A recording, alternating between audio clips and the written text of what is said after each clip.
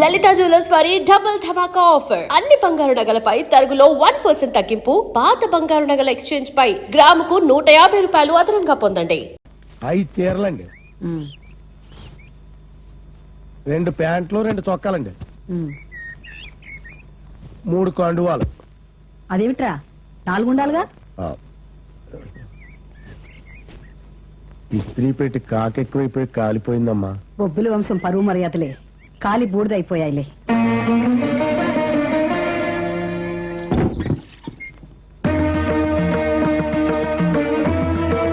మంచినీళ్ళు తాగుతారా? నీకు నాకు ఏం సంబంధం ఉందని తాగమంటావు? ఏ సంబంధం లేకపోతే ఈ గుమ్మ ఎందుకు తొక్కారు? నీ చిరునామా తెలుసుకుందామని. నా చిరునామా తెలుసుకుంటే నీ చిరునామా మారిపోతుంది. ఆహా, వీరబ్రహ్మం గారి తోడబుట్టిందానివా భవిష్యత్ చెప్తున్నా? నా గతానికి నీ భవిష్యత్తుకి ముడిపడి ఉంది. నీ గతం అడగక్కర్లేదు, నిన్ననే ఊహించుకున్నాను. నీ కొడుకు రూపం చూసినప్పుడే నిర్ధారించుకున్నాను. న్యాయం చేయడానికి వచ్చారా? అన్యాయం చేయొద్దని చెప్పడానికి వచ్చాను. ఈ సీమలో తలదించుకుని ఎరుగని వారు నా భర్త. కనుసైగ చేసి కారు చిచ్చులా జనాన్ని రెచ్చగొట్టగలరు. నిన్ను నీ కొడుకుని క్షమించి వదిలిపెడితే ఊరు వదిలి వెళ్లిపోకుండా ఎందుకు తిరిగి వచ్చారు? ఇన్ని ఊహించిందానివి అది ఊహించలేదా? ఇందుకోసం. అవునా? తీసుకో, మా పుట్టింటి వాళ్ళు పెట్టిన 7 వారాల నగలు. వీటిని తీసుకుని ఎక్కడి నుంచి వచ్చావో అక్కడికే వెళ్ళిపో. బంగారం నాకిచ్చి బంగారం లాంటి మొగుని నువ్వు మిగుల్చుకుందాం అనుకుంటున్నావా? అవును, 24 గంటలు తిరగకుండానే నీ కొడుకుని తీసుకుని ఈ ఊరు వదిలిపెట్టి వెళ్ళిపో. ఆగు.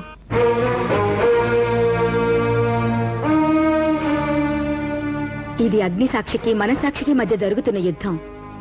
నీ భర్త దగ్గరికి వెళ్లి నీ బదులు ఆయన్నే వచ్చి ఇదే మాట చెప్పమను. అప్పుడు ఈ ఊరే కాదు, నేను నా కొడుకు ఈ లోకమే వదిలి వెళ్ళిపోతాం.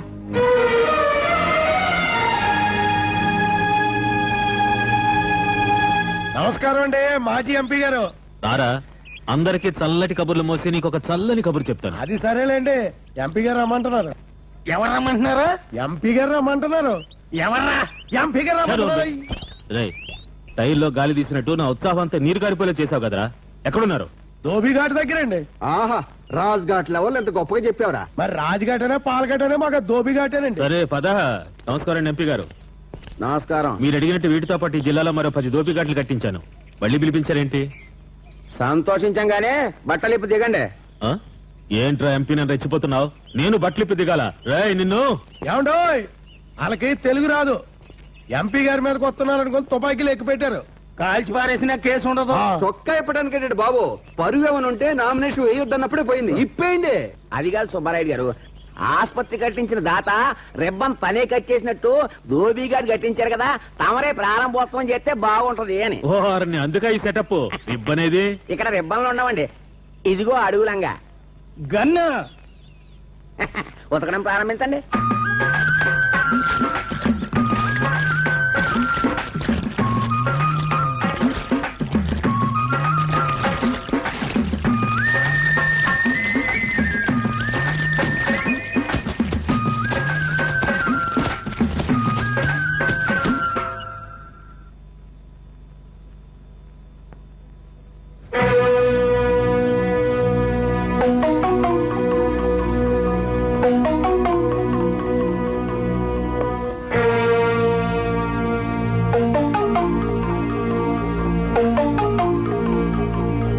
నువ్వెందుకు పంచలేదు?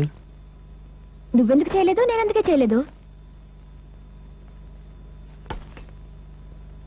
రాజేశ్వరి, తాంబూలం కట్టలేదే? సున్నం ఎక్కువ వేస్తానేమోనన్న భయం. ఏ మనసులో లేదా? మీకు తెలిసిన సమాధానానికి మళ్ళీ నేను జవాబు చెప్పడం దేనికి? అనుమానమా? కాదు, అవమానం. ఎన్నేళ్ల చరిత్రలు ధర్మపీఠం మీద కూర్చున్న బొబ్బిలు దొర తీర్పుకి ఎదురు తిరిగితే రక్తపాతము జరగలేదు, మన సీమ రాజ్యాంగము నడవలేదు. ఎన్నాళ్లు మీ ముందు తల వంచుకుని తిరిగిన వాళ్ళు ఎక్కడ తల ఎత్తుతారేమో నన్న బాధ, భయం, అంతే.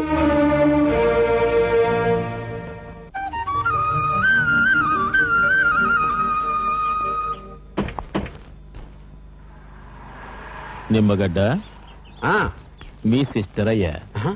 సిస్టర్ సినిమా పోస్టరా? ఎంత కాదనుకున్నా మీ బావగారికి సెకండ్ సెటప్, నీకు చిన్న సిస్టర్. కుటుంబాలు కోల్చడానికే పుట్టుకొస్తారు ఈ తాళి కట్టని పెళ్ళాలు. పెళ్ళైన మగాళ్ళని పట్టడం కూడా ఒక ఆర్తేనయ్యా. ఆ పట్టు అందరికి తెలీదు. ఎక్కడో కసుక్కు నొక్కేస్తారు అంతే. ఎంత మగాడేసరా ఫటాఫట్. ఆడుకూతున్నట్ట ఆడిపోసుకుంటే పచ్చవాతం వచ్చి నోరు పడిపోద్దండి. ఏట్రోయ్ నోరు పైకి లేస్తుంది. ఏరా మొన్న బల్ల కట్టకాడ కూడా ఆవిడ కొడుకుతో జత కట్టావట.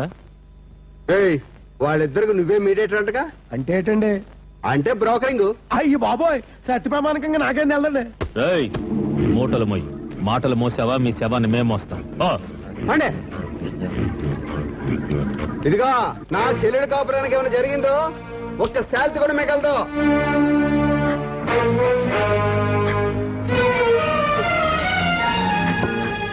నీ చేత కన్నీళ్లు పెట్టించాలని కొడుకుగా నేనేనాడూ కోరుకోలేదమ్మా.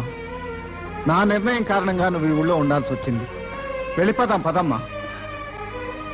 అసలేం జరిగిందో తెలుసుకోవాలని లేదా బాబు? అమ్మా ఆకలిస్తోంది, అన్నం పెట్టని. ఏ బిడ్డైనా తల్లిని అడగొచ్చు గాని అమ్మా మా నాన్నెవరని ఏ కొడుకైనా తల్లిని అడగలడా అమ్మా? నీ అవమానాన్ని తప్పించి అభిమానాన్ని కాపాడగలనుకుంటే చెప్పు. బొబ్బిలి దొరన ఆ రోజు ఆయన ఇంటి దగ్గర ఎందుకు నిలదీశావు? నన్ను మోసం చేసినందుకు ఎన్నాళ్ళైనా ఆయన చేసిన తప్పు చెరిగిపోదు. ఈరోజు ధర్మపీఠం మీద దొరలా కూర్చుని తీర్పులు చెబుతున్న ఆ పెద్ద మనిషి ఒకనాడు జీవితం అంటే ప్రేమేనని భాష్యం చెప్పి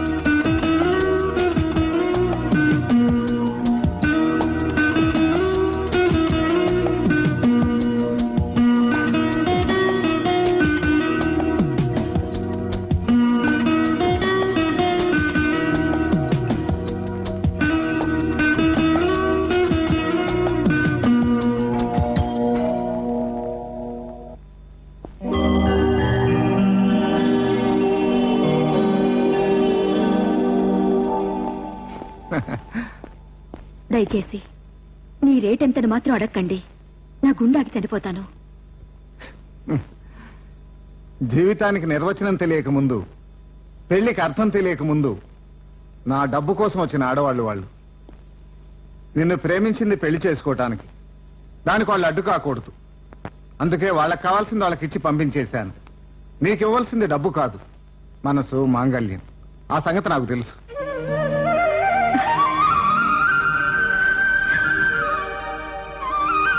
ప్రాయశ్చిత్తాన్ని మించిన తీర్పు లేదు, పరివర్తన మించిన మార్పు లేదు. భయపడదు. దొంగచాటుగా నేను పెళ్లి చేసుకోను, దొరలాగే పెళ్లి చేసుకుంటాను. పెళ్లి కబురు కోసం ఎదురు చూస్తూ ఉండు. తల్లిగా నిన్ను నేను అర్థం చేసుకోగలనమ్మా, కానీ పెళ్లి కాకుండానే తల్లివయ్యావు. ఈ లోకం నేను అర్థం చేసుకోలేదు. నువ్వు అతని దగ్గరికి వెళ్లి తేల్చుకురా. నా ప్రసాద్ అలాంటి వాడు కాడమ్మా. నీ వెళ్ళి అతన్ని వెంట పెట్టుకొస్తాను. అయ్యా, సీతారాముల కళ్యాణ మహోత్సవం జరుగుతున్నది, అందరూ దర్శించండి. ఓం యశోనామ రూపాభ్యాం యాదేవి సర్వమంగళ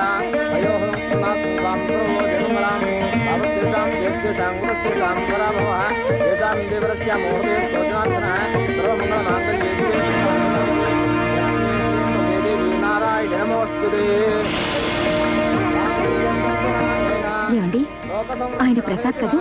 అవునమ్మా, హరిశ్చంద్ర ప్రసాద్. ఆయన భార్య రాజేశ్వరమ్మ. అమ్మా ఏమిటిది? తిరిగి రాకూడదనుకున్నాను. గోదావరిలో దూకి చచ్చిపోదామనుకున్నాను. కానీ కడుపులో బిడ్డను చంపి ఇంకా పాపం చేయకూడదని వచ్చాను.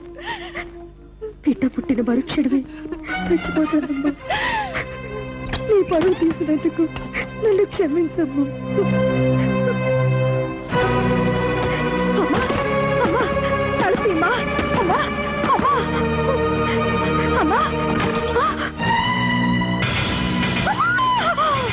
నీ అమ్మమ్మే బతికుంటే నువ్వు పుట్టిన మరుక్షణమే చచ్చిపోయి ఉండేదాన్ని.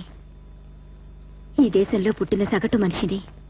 అందుకే జరిగిన అన్యాయాన్ని మర్చిపోయాను. నేను గుర్తు చేస్తానమ్మా.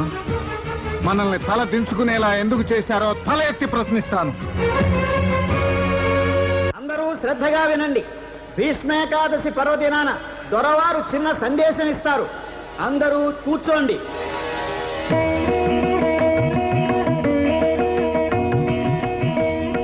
కర్మణ్యేవాధికారస్తే మా ఫలేషు కదాచన అన్నాడు భగవంతుడు. కర్మ చేయటం నీ వంతు, ఫలితాన్ని అనుభవించటం నా వంతు అని దాని అర్థం. ఎంతటి గొప్పవారైనా ఆఖరికి భగవంతుడైనా కర్మను దాటి వెళ్ళలేరు. మీకు చిన్న ఉదాహరణ చెప్తాను. శనేశ్వరుడు నేను పట్టకుండా ఎవరూ తప్పించుకోలేరని చెప్తే పరమేశ్వరుడు నువ్వు నన్ను పట్టలేవు శని అని పంతమాడాడట.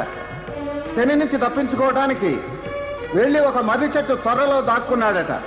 సాయంత్రానికి బయటకొచ్చి చూసావా శని, నేనే గెలిచాను, నువ్వు నన్ను పట్టలేకపోయావు అన్నాడట.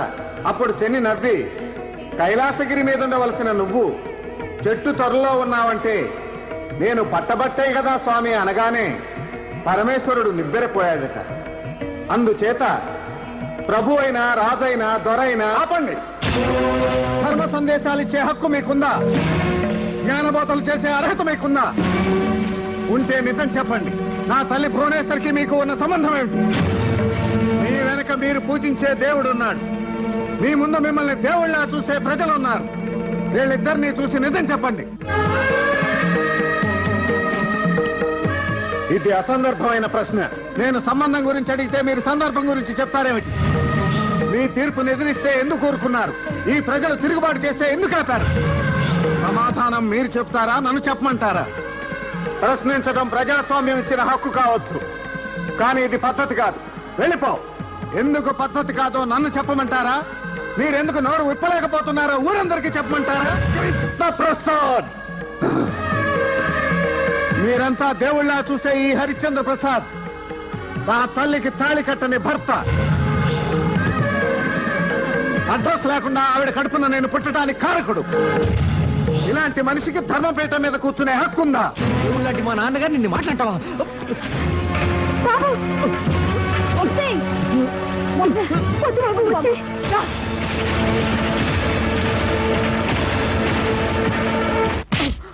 బుద్ధి ఉందా నీకు? ఎవరు వెళ్ళమన్నారా నిన్ను? ఒకళ్ళ మీద కలపడాలంటే స్థాయి కావాలి. అతని స్థాయి ఏమిటి, నీ స్థాయి ఏమిటి? లేకపోతే నాన్నగారి పట్టుకుని అంతంత మాట్లాడుతుంటే ఊరుకోమంటావా? మీ నాన్నగారు శ్రీరామచంద్రుడైతే నేను అదే మాట అనేదాన్ని. రాజేశ్వరి, మీరు తీర్పు చెప్పినప్పుడు వ్యతిరేకించి వెళ్ళిపోతూ ఉంటే కన్నీళ్లు మింగుకున్నానండి. మీరు పొమ్మన్నా పోకుండా ఈ ఊళ్ళోనే తిష్ట వేశారని తెలిసినప్పుడు విషం మింగినట్టు మింగానండి. ఈ రోజు ఊరంతా వినేటట్టు నువ్వు నా తల్లికి తాళి కట్టని భర్త అని అతను అంటూ ఉంటే మీరు మౌనంగా ఉంటే మేమెందుకండి మాట్లాడాలి? పదరా. దొరగారు బయటకు రండి. దొరగారు, ఎలక్షన్ లో నిలబడ్డానికి నేను అర్హుణ్ణి కాదని చెప్పి నన్ను చేతులు కట్టుకొని నిలబడమన్నారు. ఇప్పుడు మీరు చేతులు కట్టుకొని నిలబడే సమయం వచ్చింది. నేను బూత్ సినిమాలు ఆడించానని నా థియేటరే మూయించారు. మీ జీవితంలోనే బూతుంది. ఇప్పుడు మీరేం మూయించుకుంటారో? రండి దొరగారు, వచ్చి ధర్మపీఠం దగ్గర ముద్దాయిగా నిలబడండి. ఊరికో ధర్మం, మీకో ధర్మం వీల్లేదు. రండి. అంతటి మహానుభావుణ్ణి అవమానం చేస్తున్నారు. ఎప్పుడు ఆడి బట్ట బుర్రకి ఈడి గడ్డానికి ఘాట్లెట్టేస్తాను.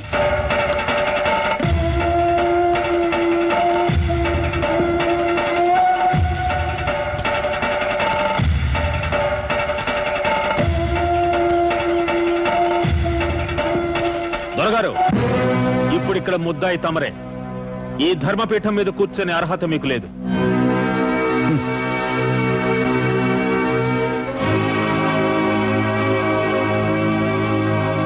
కుర్చీ ఖాళీగా ఉంటే కుక్కలు కూకుంటాయని తుండేశారులేండి.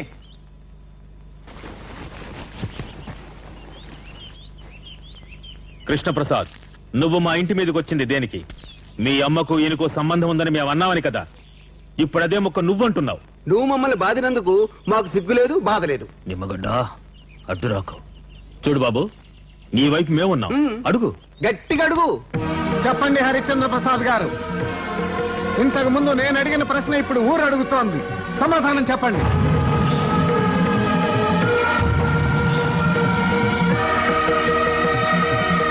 తాళి మెళ్ళో లేని నా తల్లిని చూసి చెప్పండి. ఈ వంశ గౌరవాన్ని తరతరాలుగా కాపాడుతున్న ఆ ధర్మపీఠాన్ని చూసి చెప్పండి. ఈమె మీ భార్య అవునా?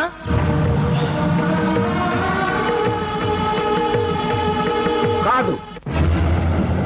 భగవద్గీత మీద ప్రమాణం చేయించడానికి ఇది కోర్టు కాదు. దొంగని దొరలా చూస్తున్న ఈ జనం ముందు, ఒక స్త్రీకి అన్యాయం చేసిన రాక్షసుణ్ణి దేవుళ్లా చూస్తున్న ఈ ప్రజల ముందు మీ చేత నిజం చెప్పిస్తాను.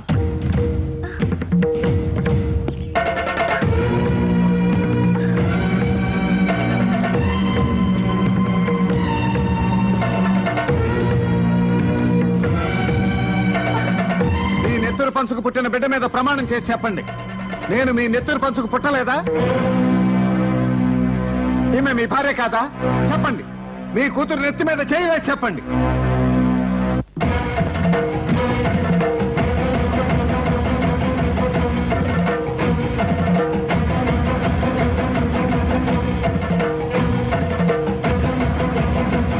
ఇవి రెండూ నిజం కాదు.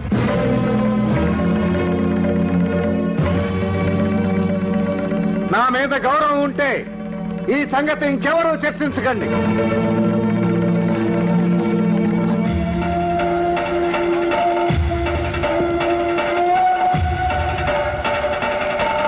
చేసిన తప్పుకు మొహం చూపించలేక తలుపులు మూసుకు కూర్చున్నాడా మీ ఆయన?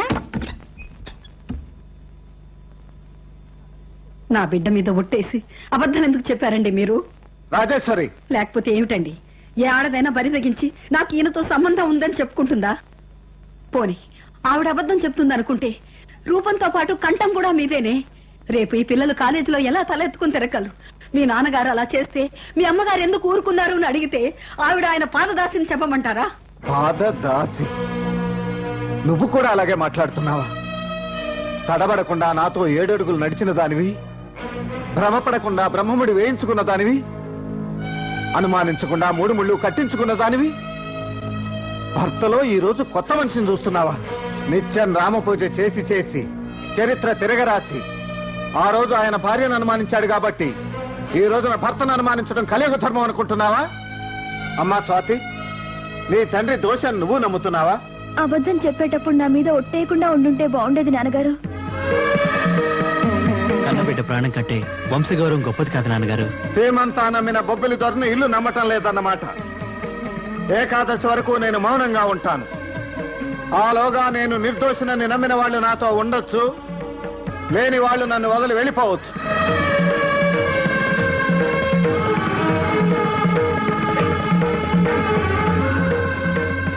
ఇక పదమ్మా, మన ఇంటికి వెళదాం.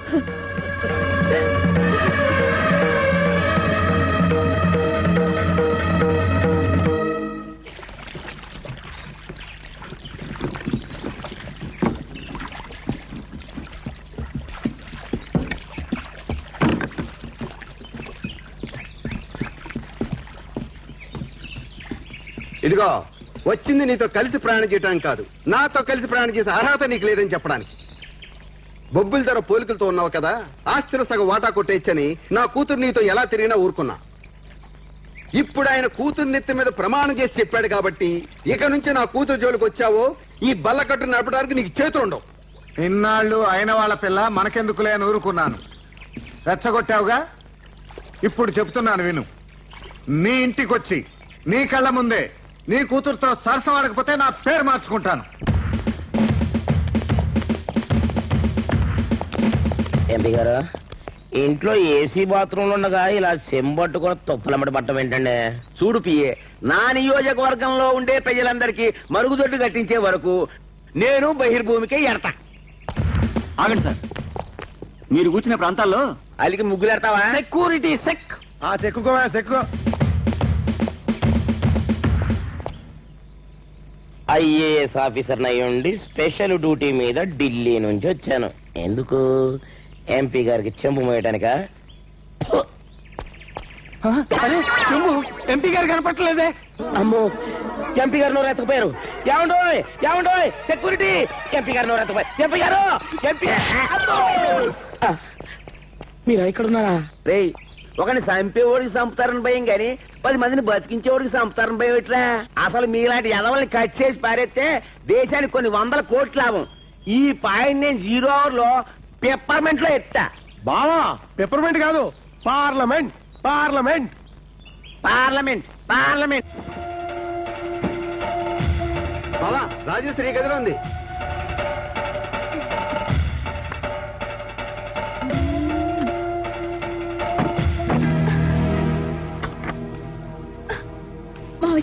ఎందుకలా భయపడతావు?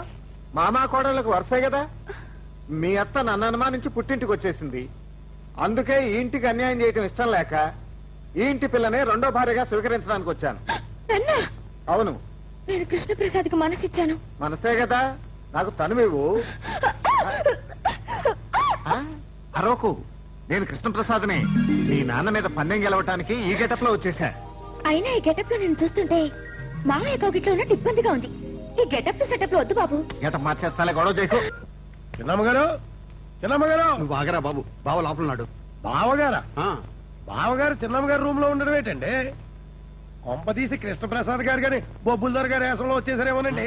ఇందాక బలకట్టి దగ్గర చూశాను. ఆరిద్దరూ ఒకటే కేరింతలు, ఏకలు, పగపగలు తెగ ముద్దులు ఎట్టేసుకుంటున్నారండి. అమ్మ కృష్ణప్రసాద్ అనంత పని చేశాడు. నిమ్మగడ్డ, మా అమ్మ తప్పు చేసిందో లేదో నీకు తెలుసు. నీ కూతురు తప్పు చేసిందో లేదో నాకు తెలుసు. కూతురికి పెద్ద సంబంధం చూడబోయే ముందు 1 గంట సేపు పరాయి మగాడితో ఒంటరిగా గదిలో గడిపిందని గుర్తు తెచ్చుకో. ఏంటి ఫేస్ అలా పెట్టావు నిమ్మగడ్డ? నోట్లో పడిందా మట్టి గడ్డ?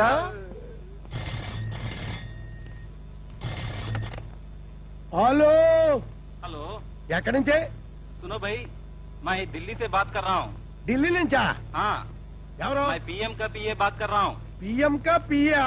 నేను ఎంపీ కా పిఏ బాత్ కడుతున్నాను. ఎవరయ్యా నువ్వు? నేను పిఎం మాట్లాడుతున్నాను. ఓహో, పిఎం.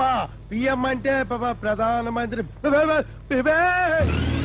రండి డాక్టర్ గారు.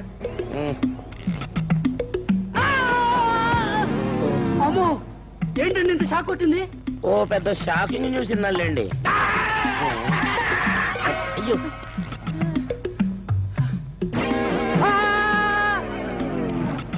మనిషి షాక్ కొట్టడం ఏంటాబా?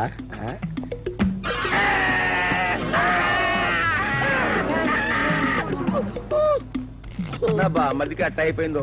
ఈ వైద్యం కోసం విమానంలో ఈ దేశం తీసుకెళ్తే ముట్టుకుంటేనే షాక్ కొడుతున్నాడు. ఎలా తీసుకెళ్తాం? విమానమే కాలిపోతే? నిజమే. అబ్బా మీరు తొందరగా తయారయ్యారంటే అవతల ఇనాగ్రేషన్ టైం అయిపోతుంది. ఒరే గన్ను, ఏం నీళ్ళు ఎక్కడ? పని చేయట్లేదు. సన్నీళ్ళు పట్టారా? సార్ ఐడియా, కర్ణాటక ఫోన్ చేసి కరెంటు తెప్పిస్తారా? ఎందుకయ్యా, మనోడు ఉంటేనే బోర్డు అంత కరెంటు ప్రవహిస్తుండగా. రే, ఆ కర్రలు పట్టరా. ఆ చెయ్యి మెల్లిగా తీసి మెల్లిగా ఆ బకెట్ లైట్. షాక్ కొడతాడు, జాగ్రత్త. ఈ నీళ్లు వచ్చుకుంటే తోళ్ళు ఊడిపోతాయి. అబ్బా, మీకు నీళ్లు తయారైపోయినాయి కదా, తొందరగా తయారై రాపండి. అవతల మీటింగ్ టైం అయింది. సరే.